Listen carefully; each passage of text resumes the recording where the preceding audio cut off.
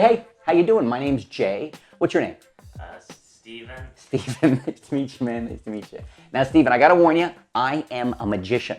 That's right, not a musician. I'm a magician. I've been asked to come here and show everyone a quick trick. Now, I got the deck of cards out. I know I got the deck of cards up. I'm gonna tell you right now, my plan is not to have you pick a card. There's not gonna be any pick a card tricks here. Instead, I'm just gonna go through the cards, have you say the word stop, as in stop the damn trick. At some point, you say stop whenever you want. Stop. Okay, you keep that card, that one card in mind, okay? Now, you could have thought of any one of these cards, but I'm going to try to get the one card you're thinking of, let's see here, to hopefully fly through the air. Just like that, one card. Ace of Spades was the card, right? That was the one? No. The ace, well, what was the card you had in mind? You can tell me, what was it? It was Eight of Hearts. Eight of Hearts, okay. Yeah, Eight of Hearts. There is so much I can't wait to share with you guys about this. This was my opening routine. This is the way I opened a gazillion shows for many, many years, okay? I still sometimes use it, but these days I do other things as well. This flourish I'm sharing with you today is Daryl Martinez's hot shot cut, sometimes known as the snowshoe cut. Just a wonderful thing. He did a bunch of different things with it, including a sandwich effect where he caught it between the two cards. For me, you know, the psychology and all this going on, I'm going to break in a minute or two. I'm going to tell you all about the hot shot cut, all about the top change, and why I do what I do. But I want to first talk about your opening trick. So it's not with your friends or family. They know you. When your people know you, it's a whole different thing. You know, it's actually the hardest audiences you will ever perform for will be your own friends and family, I promise, or among them. Maybe some really drunk frat kids who've been chugging nothing but dragon wine, and it's only 1 in the afternoon, and you're doing a nooner. Professionals out there who've ever worked a nooner gig, you know how crappy they are. Nobody wants to laugh or be in awe at 12:05 with the sunshine out. Anyway, so this was my opening, and it took me years to develop this, and I want to emphasize each line for you. You walk up, hey, how you doing? You give your name. This is a social construct. It's kind of a trick. You give your name, they immediately have to be friendly or polite to you at least, okay? Because if you just walk up and you're starting to do your, it's like, okay, you're like, you know, why don't you go peddle that somewhere else, okay? It can be rude. But if you walk up and give your name, extend your hand, this is the deal, okay? This is a social construct. We're all friendly people here. So my name's Jay, what's yours? And people will often look at you like, okay, you're gonna hit on one of the girls here, trying to sell us a car. What, are you the manager of the restaurant? What's going on? But they'll drop into this this officious place, which is safe to start. My name's Jay, what's yours? Shake of the hand, you get the person's name. Number 1. Number 2, I want to be open with them. And I say, how you doing? I'm a magician. And I always say, you know, to be honest with you guys, I'm a magician, not a musician, a magician. So I actually bring that one out right off the top. Because so many people, magician, musician, I bring it up and get rid of it and we move on. So this is why this has been honed over many, many years, all the responses. Now, here's a key line. I've been asked to walk around and show everyone a quick trick. I've been asked. I'm not an outpatient. I've been asked here. I'm some kind of professional to show everybody. Everybody's going to get to a trick. You don't have a choice. Everybody. And don't take it personally. It's not like I saw you from across the room. And I've seen that. I've walked up to be, hey, I'm a magician. People literally go, there's a sense of, why me? What did I do? Okay? So, no, everybody's going to get to see a quick trick. It's quick. It's only going to take a couple of minutes. Relax. Quick. Now, sometimes I end up being there 15 minutes because they're amazed and they're impressed and on and on. But off the top, it's quick. Low risk, folks. Minimum investment. Quick. It's a trick. I'm not going to show you an illusion. It's a trick. Low. I'm casual. Then you get them in. Then you blow their minds. Okay? Quick trick. Here we go. So I go into it. I do a couple of flourishes here, and sometimes I'll do the butterfly cuts, bring the cards, maybe fan them. Who knows what weird crap my hands will be doing while I'm yabbering away, okay? But I do know that flourishes impress people. It's certainly great to start your performance with a flourish, something that immediately says, you know, I have skill. I'm not Uncle Fred. I'm not like your friend Bob who, you know, picked up a couple of tricks with a die and a glass eye. I'm not like that, okay? It's just rather odd. Is that a 6 in your eye? So you establish credibility immediately and you go into this trick. So what is this trick? So that's the psychology of the presentation. I want you to understand it may not suit your style, but take from it the thinking you can behind it, because there's a lot of stuff going on there predominantly designed to do 2 things. 1, deal with people's false expectations. When people are in the world, I'm a big fan of the Maslow hierarchy of needs. And one of the very first things is safety needs. Am I safe? Is this guy gonna make me look like a jerk? Is this about him giving something to me, or is he trying to take something from me? What is this? Am I being squeezed? Am I gonna be asked to do stuff? You wanna reassure. In the real life, when I go in to buy a bag of chips in a convenience store, you'll see me reassure the cashier. I'll do by my mannerism, by my tone, by the words I say, by the distance I am here or how close I am. People need to be reassured. When you reassure them, you can influence them. Okay? And it's very important in magic. So it's all designed to reassure people, my opening. At the same time, the second thing I want to do, impress them. I want to impress them. They don't realize that I just closed the gig down the road at Jimbo's tent Ferrari. They don't know that. So they don't know how cool I really am. So you have to establish all this as quickly as possible. Then I go into the trick. So let's take a look at the trick. Shuffled deck of cards. So it's very commercial. I could have just finished at that other table. Maybe they spilled a beer on my deck and I go into this. How you doing? Here we go. And I start off by saying, I'm not going to have you pick a card. I'm going to have you pick a card. I'm not going to have you pick a card. That's for the amateurs. I just throw that out there. And I try to do it in a silly way. And I go through. I'm going to do the riffle. We riffle. They call stop. I keep a pinky break. Okay. Now, as I say, so you could be thinking of any one of these cards, or you said stop at any one of these cards. I spread out the cards. And I shift the break, because right now I have a pinky below the card they're thinking of, the 9 of diamonds. I shift the break from below the 9 of diamonds and I crack the deck above the 9 of diamonds. So that, because I want the 9 of diamonds to end up on top of the cards. Okay, 9 of diamonds end up on top of the cards. Now I go into Daryl's hot shot cut. So here's where we start. We've separated the cards, we put them back together, and this is going to take you a lot of practice. I'll tell you this right now, but boy, it's worth it. The index finger, remember, I have tiny hands. Most of you guys have bigger hands than me, okay? So don't give me any grief about how hard this is for your hands. The first finger is entered into there like that, okay? Then I'm going to shift the position, and I'm going to hold. First finger's still in there, but I go from this to shifting forward so that the thumb and these two fingers are really taking the top half. Then I stretch, and this took me forever with little hands. I'm going to stretch so the deck is, I guess it's almost a reverse straddle grip, down from below, between at the front third of the top between these two fingers. Okay. Then I'm going to go from here, the thumb, and notice my grip now, I'm sort of twisting this, but at the same time, I'm also bringing the thumb around. If I were you, if you're just starting out and you've got small hands, literally spend time driving the car with your right hand, or milking the cow, whatever you're doing, and spend time with half a deck in between the fingers. Really stretch out those muscles. That'll help a lot, okay?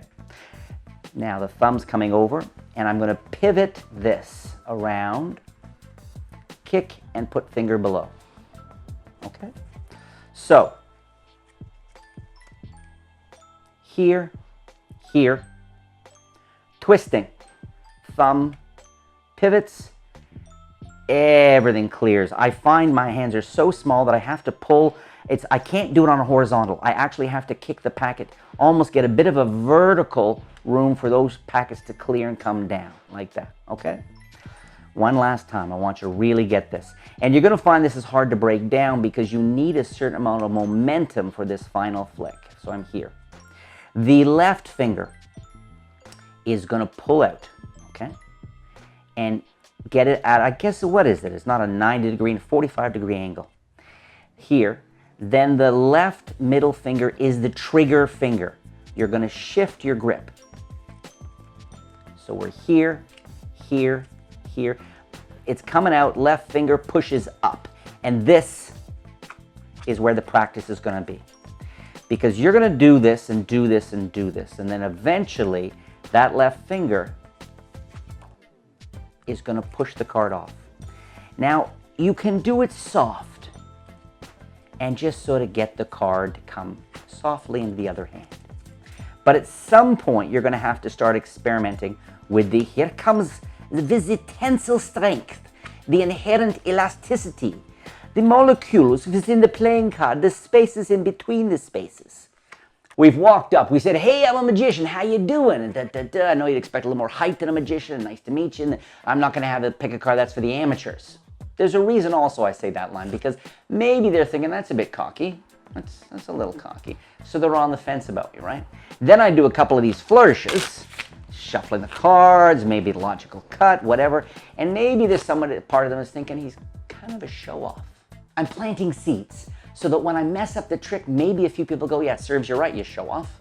I want them to believe the screw-up, and this is huge. This is also why I do this as an opening trick, because once you've done 4 or 5 tricks and you've landed them all, to then pretend to, oops, that wasn't your card, they're not going to believe it as much. Your opening trick is the perfect place to screw up. But if you screw up your opening trick, it's a nightmare. How are you supposed to have credibility? Which is why I like the combination of obvious skill right off the top with a screw-up.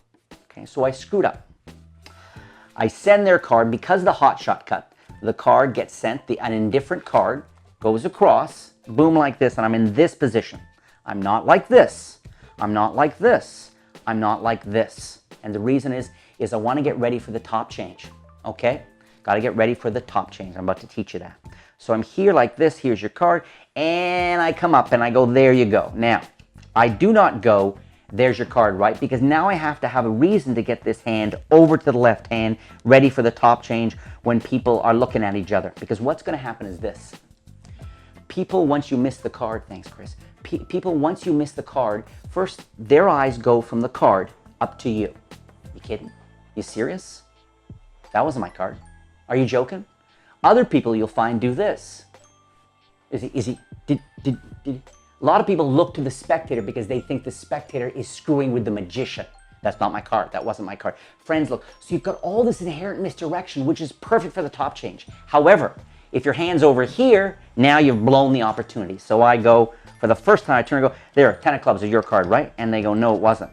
And I basically want to go, are you kidding? That wasn't your card. And so here's the top change. And this is a move that requires some skill, some grace, but also a lot of balls, for some balls here. What I'm going to do is this, 10 of clubs. I'm going to rest. I'm going to switch the 2 cards in this gesture. 8 of spades. Beat, not a pause, but sort of like here, here, and the left hand. Some people believe the right hand moves, other people believe both hands move. My philosophy is just the left hand's going to move. I'm here, left hand's going to switch as I point. Now the left hand is going for the eyes of the person, the sight line, right up that angle, okay?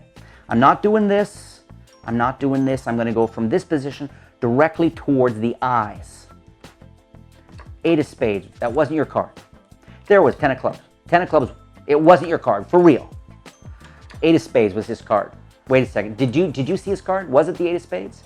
So I'm going to be doing this, and all I'm doing here is this. I want you to understand that this part is not fancy.